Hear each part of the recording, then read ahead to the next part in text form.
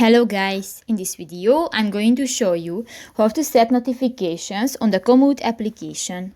But first of all, I just want to mention, please don't forget to subscribe to our channel, because at 100,000 subscribers we are going to show you our YouTube revenue statistics and growth strategy, how to make money online. So let's jump into it. First of all, open the application on your device.